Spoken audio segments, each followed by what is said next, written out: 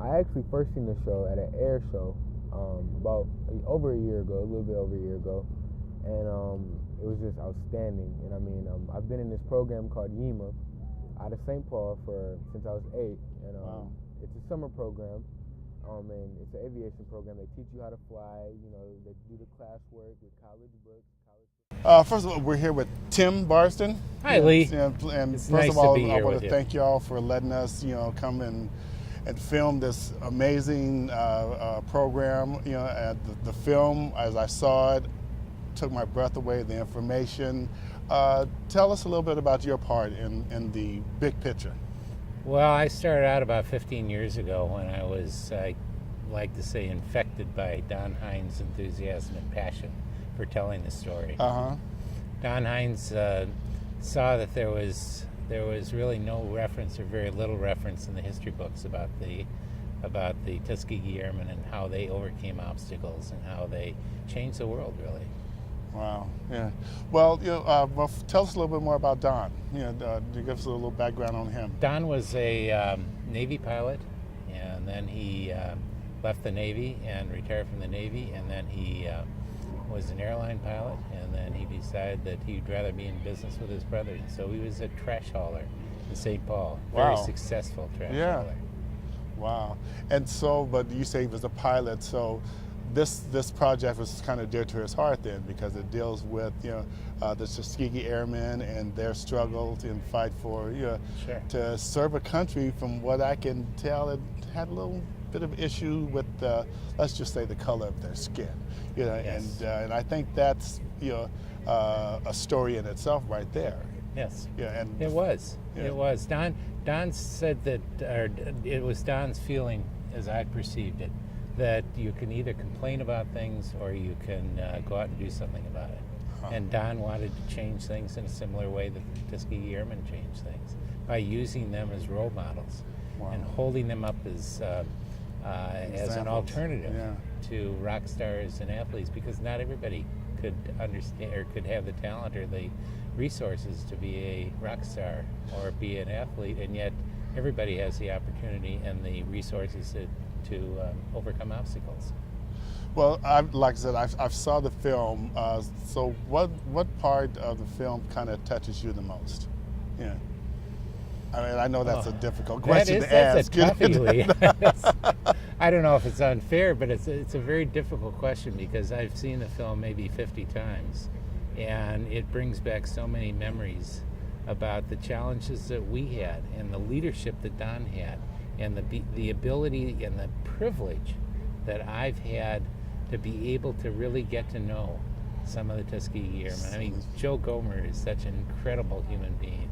Charles McGee started out with his peers having official government documents saying that he didn't have the courage, he didn't have the skills, he didn't have the coordination to fly airplanes in combat. Yeah. And yet they overcame that perception, and they became the best of the best. Wow. It's a universal lesson. You don't have to come from an impoverished or a challenged upbringing in order to learn that lesson. Well, I know Dr. Brown talks about how important it is to get the message to the children, and to a young child, and give them the encouragement and maybe the focus, to move forward in there. How about you adding your voice to that, to that concept? Well, I could go in and to a school and I could say, hey, I've been a pilot and I enjoy aviation, and aviation is a great career. But Dr. Brown can go into a North High School where you have a lot of kids that come from very challenging backgrounds, and he can say, I've been there. Dr. Brown has the credibility with those kids. I don't have the credibility with those kids that he has. So he's uniquely qualified to tell his story and to have the kids benefit from it. So what I'm picking up is the historical standpoint of the Tuskegee Airmen is an important lesson, not only for African American children, but children across the world. There's some thoughts as far as I don't want to call them mantras, but targets that like aim high, help me with the rest of those.